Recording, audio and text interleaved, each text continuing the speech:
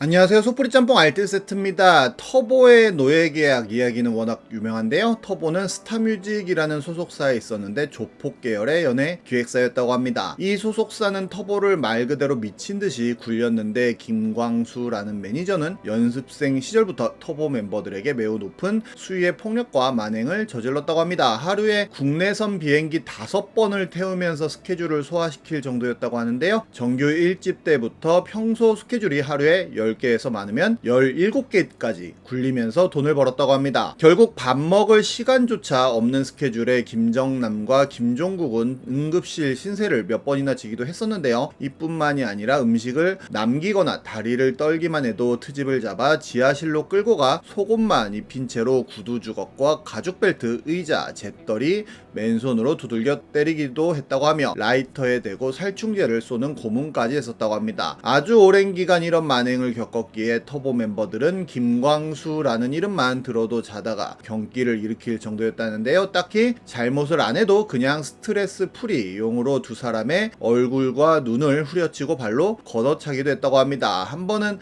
마이키가 사소한 것으로 욕을 먹고 구타당하자 김종국이 구타당하는 마이키를 몸으로 감싸고 반항했는데 김종국을 지하실로 끌고 가서 야구방망이로 무자비하게 때렸다고도 합니다. 김종국은 김광수가 무서웠다기보다는 김광수가 있는 폭력 세계에 백이 아주 강했기 때문에 어떤 반항도 할 수 없었다고 하는데요. 터보에게 니들은 개야, 패면 팰수록 고분고분 말을 잘 듣거든, 퇴사하거나 신고하면 깡패시켜서 니들 가족까지 싸잡아서 몰살시켜 버릴 거니까 꿈도 꾸지마 라는 협박을 했다고 하네요. 김광수의 피해자는 참 많기도 한데 티아라, 조성모, SG 워너비, 씨야 등이 대표적이라고 합니다. 김광수와 함께 공동대표였던 권승식은 수십억 원 이상의 수익금을 갈취하고 폭력을 가하다가 결국 검거되었다고도 하네요. 비단 터보만의 문제는 아니어서 많은 연예인들이 노예 계약에 묶여 제대로 된 정산도 받지 못하던 때 MBC 시사 매거진 2580에서 스타와 연예산업이라는 제목으로 해당 사실들을 폭로했었는데요. 해당 방송에서 이은미는 노비문서라는 표현까지 쓰면서 연예산업의 불평등한 관행을 내부 고발했고 한스 밴드 역시 출연하여 스케줄의 고단함과 부조리함을 강조했습니다. H.O.T는 앨범 한 장 판매당 20원씩 멤버들이 정상받았다는 폭로를 하는 등 해당 방송은 정말 대한민국을 들썩이게 만들었었습니다. 그런데 상황은 뜻밖의 방향으로 흘러갔는데 한국 연예 제작자 협회라는 단체가 노비문서라는 표현을 문제 삼으며 방송 자체가 왜곡, 편파되었다고 주장하면서 발끈하고 나서면서 MBC의 출연을 거부하겠다고 나섰고 당시 대표급이었던 연예인들이 직접 나서서 우리는 노예가 아니다라는 기자회견을 하기도 했는데 박진영, 신승훈, 김건모, 탁재훈, 스티븐 유, 조성모 등등 당시 탑티어였던 가수들이 우르르 몰려와서 발언을 했습니다. 연예제작자 협회 간부들이 기자회견을 바라보는 흐뭇한 표정이 가관이기도 한데요. MBC에서도 취재를 갔지만 이렇게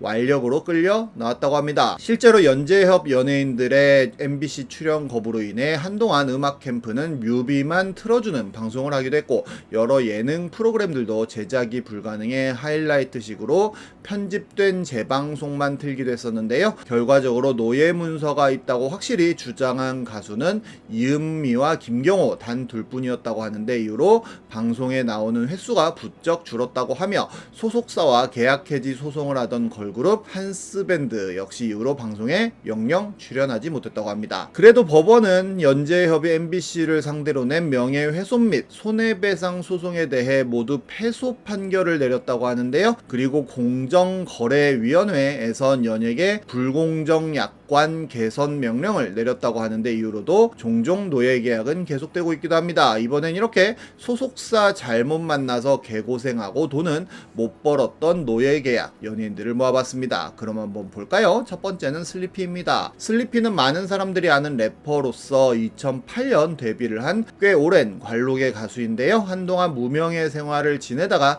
진짜 사나이를 통해 슬좀비로 유명세를 타면서 2015년엔 MBC 방송 연예대상 버라이어티 부문 남자 신인상을 수상할 정도로 유명해집니다. 이후로 우리 결혼했어요나 정글의 법칙 등 꽤나 잘 나갔던 예능에도 출연하고 쇼미더머니에도 참가하여 랩 실력을 뽐내기도 했었는데요. 굉장히 많은 라디오에도 출연하는 등 대한민국 국민이라면 누구나 이름은 들어본 가수가 되어 있었습니다. 그런데 2019년 슬리피가 TS라는 기획사를 떠나 독자 행보를 걷는다는 기사가 나오게 되었는데, 요지는 TS에서 정산 내역서를 보여주지도 않고 제대로 정산을 해주지 않았다는 내용이었습니다. 그러자 TS 측에서는 오히려 슬리피의 횡령 의혹이 있다며 손해배상까지 검토하겠다는 공식 입장을 발표하게 됩니다. 그리고 스타뉴스라는 매체를 통해 TS에선 슬리피와의 카톡을 공개하면서 정산을 다 해줬다는 발표를 하는데요. 카톡을 보여주며 슬리피가 정산 내역을 확인했고 정산 금액도 알고 있으며 정산금을 받았음을 직접 본인이 확인했다는 주장을 했는데, 빡친 슬리피는 소속사와의 분쟁에 심경을 담은 분쟁이라는 곡까지 발표를 합니다. 그리고 며칠 후에 디스패치에서 내막을 완전히 공개했었는데 정말 춘공깽을 선사했었는데요. 슬리피가 공개했던 카톡에 의하면 집이 단수가 되었다고 소속사에 이야기하자 해결해 준다고 하고, 관리비가 밀렸다고 하자 네라고 하고 슬리피는 울고 있는 이모티콘을 보냅니다. 그리고 단수 될까봐 물 떠놓고 산다며 이렇게 욕조 사진까지 보내주는데요. TS에선 알았다며 미안하다는 이야기만 합니다. 그리고 TS와 슬리피의 계약서도 공개를 했는데요. 7년 동안 순수익의 10%를 슬리피에게 제공하는 말 그대로 노예 계약이었는데, 심지어 의상비, 숙소비, 교육비 등 여러가지 비용들을 제외한 말 그대로 순수익의 10%를 제공하는 것이었습니다. 결국 슬리피는 활동을 하면 할수록 빚이 늘어나는 구조였다고 하는데요. 심지어 전 매니저가 먹튀까지 해서 행사 비용을 몰래 따로 받아 튄 적이 있었는데, TS는 이를 매니저 탓으로 돌리며 정산을 이행하지 않았다고 합니다. 결국 슬리피는 매달 110만원을 약 3년 정도 빌리는 대여금 제도로 입에 풀칠을 했다고 하는데, 이는 향후 발생할 수익에서 제하는 방식이었다고 하는데요. 계약 6년 차인 2014년에 겨우 3천만 원이라는 상여금을 받은 게 수익의 전부라고 합니다. 그리고 2016년에 슬리피는 5.5 대 4.5의 조건으로 연장 계약을 TS와 또 했다고 하는데요. 계약금은 1억 2천에 500만 원 선지급, 나머지 돈은 매월 200만 원씩 나눠주는 조건이었다고 하는데, 당시 슬리피는 예능 블루칩으로 떠올라 4년간 출연한 예능은 총 19개, 앨범만 15장이었다고 합니다. 하지만 살림살이는 나아진 게 없어서 이렇게 관리비도 내지 못하는 상황이었다는데요. 아예 퇴거 요청까지 받을 정도라고 하는데, 매월 200만원씩 들어와야 하는 계약금이 들쑥날쑥 입금되었기 때문이라고 합니다. 그리고 회사에서 정산표를 보여주긴 했지만 그저 매출과 비용을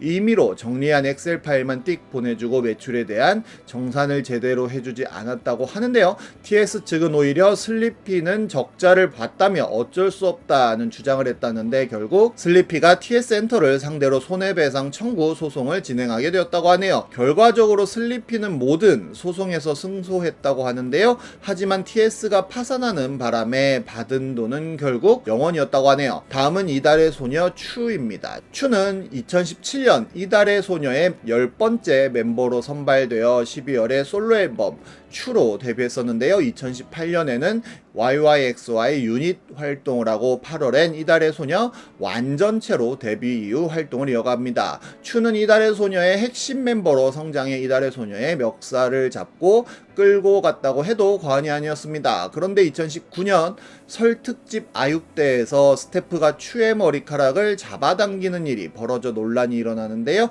아육대 스태프가 추를 불렀지만 추가 목소리를 듣지 못해 다른 멤버들과 대화를 하고 있었는데, 해당 스태프가 추의 머리카락을 잡아당겨 인터뷰를 진행한 사건이 벌어진 것입니다. 당연히 해당 사건은 온갖 온라인 커뮤니티에 삽시간에 퍼져나가 실시간 검색어에까지 올라가게 되는데요. 그러자 아육대는 공식 홈페이지를 통해 사과문을 올렸는데, 공식 관리자 계정이 아닌 개인 계정으로 사과문을 작성한 것으로 밝혀져 또 논란이 되기도 했었습니다. 그리고 2021년에는 인터넷에 추에게 학폭을 당했다는 글이 올라와서 큰 이슈가 되었었는데요. 하지만 이는 악의적이고 명백한 허위 사실이었고, 글쓴이들은 명예훼손 고소 엔딩을 맞이하게 됩니다. 그러던 2022년 추가 소속사와의 계약 효력 가처분 신청에서 일부 인용되었다는 기사가 보도되는데요. 그리고 트위터엔 여러 열성 팬들이 소속사가 추를 전혀 챙겨주지 않았다는 폭로를 했는데 개인 스케줄에 매니저를 안 붙여줘서 추 혼자서 스케줄마다 택시 타고 다니고 캐리어도 직접 옮겼다고 하며 주간 아이돌에도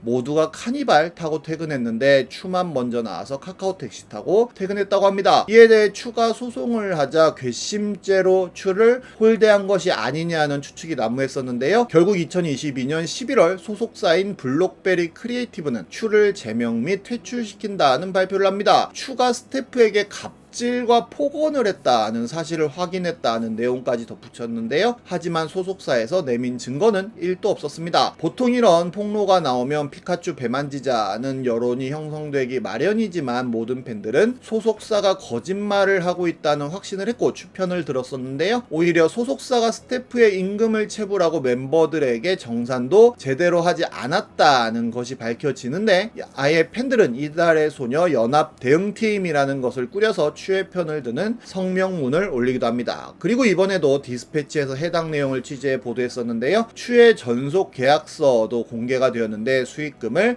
7대3으로 나눠서 배분하고 그 후 연예 활동에 소요되는 비용을 5대5로 정산한다는 내용의 계약이었습니다. 이 계약은 결국 멤버가 일을 하면 할수록 빚이 쌓여가는 기형적인 노예계약 형태였는데요. 이달의 소녀 멤버들은 각각 2억 원대의 빚을 지고 있었으며 추만 21년 12월이 되어서야 마이너스 정산을 넘어 정산을 받을 수 있었다고 하네요. 추가 개인 활동으로 5년간 26억의 수익을 올리면서 6,800만 원을 받은 건데 추가 6,800을 가져갈 때 소속사는 10억을 가져갔다고 합니다. 그런데 블록베리는 한국 연예 매니지먼트 협회와 한국 연예 제작자 협회 측에 추의 활동 금지 진정서를 넣게 되는데요. 추가 템퍼링을 했다는 이유였는데 1년이 지난 2023년 연매협은 추에 대한 템퍼링 의혹에 대해 위반 사항이 없다는 결론을 내렸다고 합니다. 어쨌든 추는 그렇게 퇴출당한 후에 AIRP에 소속되어 왕성한 활동을 하고 있으며 최근에는 내 여자친구는 상남자라는 드라마의 주연으로 출연하는 등 연기자의 길을 걷고 있습니다. 정말 아직도 이런 케이스가 있다는 것이 신기하기도 하고 화가 나기도 하네요. 지금까지 속풀이 짬뽕 알뜰 세트였습니다.